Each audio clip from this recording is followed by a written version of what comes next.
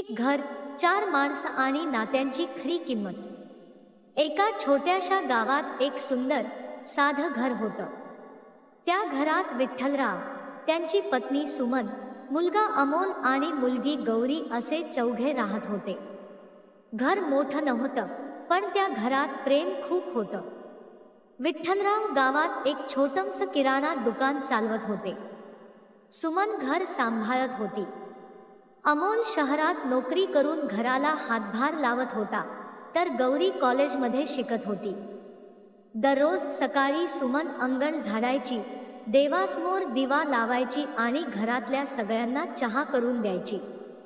अहो, उठा आता, सूर्य डोक्यावर आला, सुमन हस्त म्हणायची. विठ्ठलराव चादर डोक्यावर घेत म्हणायचे, अगं, रविवार आहे, आज तरी मला झोपू दे.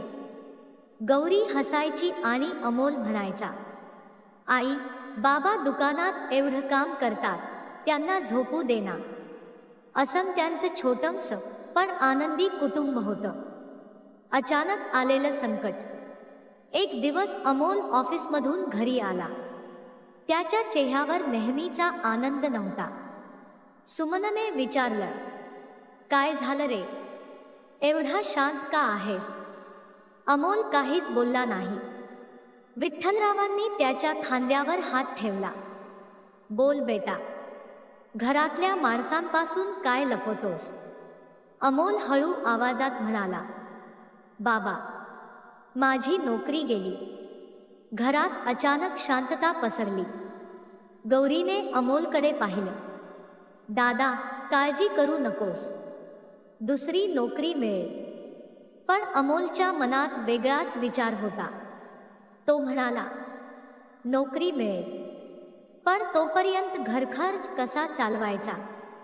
गौरीचं शिक्षण, बाबांचं दुकान, घराचा खर्च.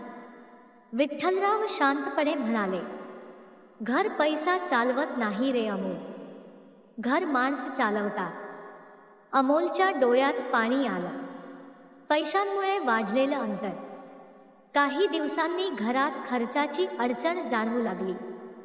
अमोल नोकरी शोधत होता, पण प्रत्येक ठिकाणी त्याला नकार मिळत होता. एके दिवशी गौरीला कॉलेजची फी भरायची होती. ती आईजवळ आली.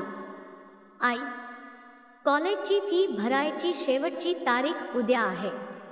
सुमन काही क्षण शांत राहिली. तिच्याकडे पुरेसे पैसे नव्हते. तेवढ्यात विठ्ठलराव दुकानातून घरी आले. गौरीने काही न सांगता खोलीत जाण्याचा प्रयत्न केला, पण वडिलांच्या नजरेतून ते सुटलं नाही. गौरी, काय झालं? गौरीने सगळं सांगितलं. विठ्ठलरावांनी खिशातून पैसे काढले. हे घे. गौरीने पैसे घेतले आणि विचारलं, बाबा, तुमच्याकडे एवढे पैसे कुठून आले? विठ्ठलराव हसले. दुकानाचा हिशोब आहे ग. पण प्रत्यक्षात त्यांनी दुकानातील काही माल उधारीवर घेतला होता आणि स्वतःच्या औषधांसाठी ठेवलेले पैसे गौरीच्या फीला दिले होते. सुमनला मात्र हे कळलं. तिने रात्री विचारलं, तुम्ही तुमची औषधं का टाळत आहात? विठ्ठलराव म्हणाले, माझं काय, 2 दिवस उशिरा घेतली तर काही होणार नाही, पण मुलीचं शिक्षण थांबायला नको. सुमनच्या डोळ्यात अश्रू आले. घरातला मोठा वाद. दुसऱ्या दिवशी अमोलला बाबांनी घेतलेलं कर्ज समजलं. तो चिडला, बाबा, तुम्ही सगळ्यांना वाचवण्याच्या नादात स्वतःला त्रास का देता? माझं शिक्षण झालं, नोकरी गेली, आता गौरीची फी, पण तुम्ही काहीच सांगत नाही. विठ्ठलराव म्हणाले, कारण तू माझा मुलगा आहेस. अमोल म्हणाला, म्हणूनच मला सगळं सांगायला हवं होतं.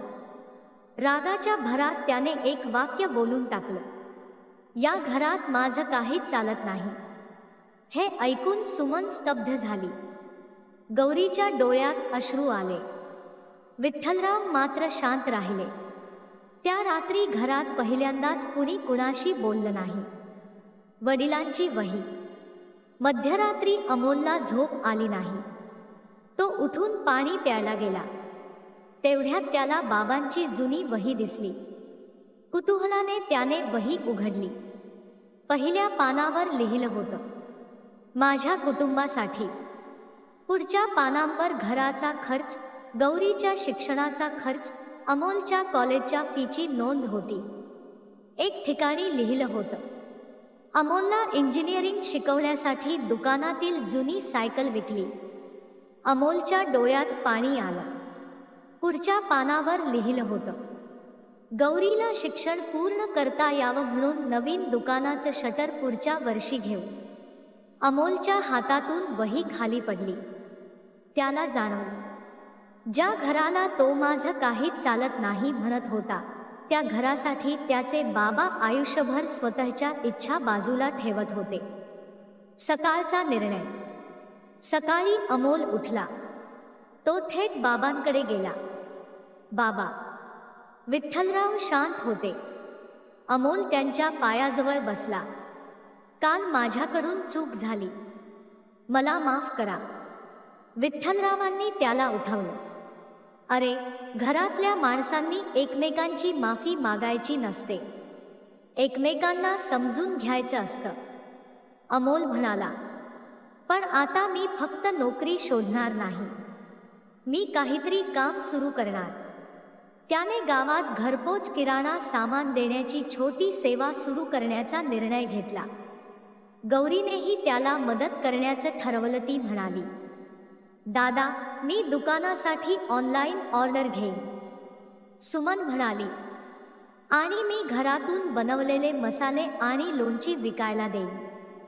विठ्ठलराव हसले, म्हणजे आता माझं दुकान राहिलं कुठे? गौरी हस्त म्हणाली, बाबा, दुकान तुमचंच आहे, आम्ही फक्त तुमचे कर्मचारी. सगळे हसू लागले. काही महिन्यात त्यांच्या छोट्याशा व्यवसायाला चांगली सुरुवात झाली. अमोलला पुन्हा नोकरीची ऑफरही आली, पण त्याने ठरवलं की नोकरीसोबत घरचा व्यवसायही चालू ठेवायचा.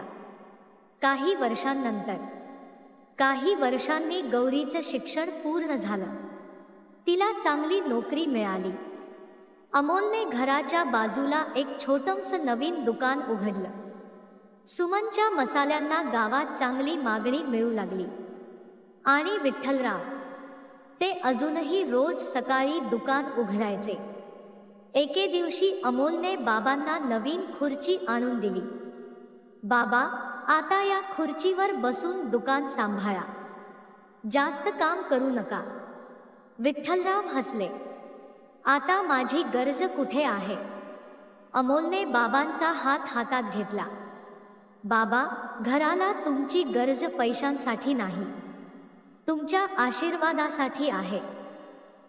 विठ्ठलरावांच्या डोळ्यात अश्रू आले. सुमनने देवासमोर दिवा लावला. गौरीने घराच्या भिंतीवर एक फोटो लावला, त्या चौघांचा. फोटोखाली तिने एक वाक्य लिहिलं, घर भिंतींनी बनतं, पण कुटुंब प्रेमाने बनतं. त्या दिवशी विठ्ठलराव म्हणाले, पैसा कमी जास्त होत राहतो, सुखदुःख येत जात राहतं, पण संकटाच्या वेळी जे हात सोडत नाहीत तेच आपले खरे माणसं. अमोल, गौरी आणि सुमन त्यांच्या जवळ बसले. घर तेच होतं, भिंती त्याच होत्या, अंगण तेच होतं, पण त्या घरातला आनंद पूर्वीपेक्षा कितीतरी मोठा झाला होता. बोध. कुटुंब म्हणजे फक्त एकाच घरात राहणारी माणसं नाही. कुटुंब म्हणजे संकटाच्या वेळी एकमेकांच्या पाठीशी उभं राहणारी माणसं. पैसा घर मोठं करू शकतो, पण प्रेमच त्या घराला घरपण देतं.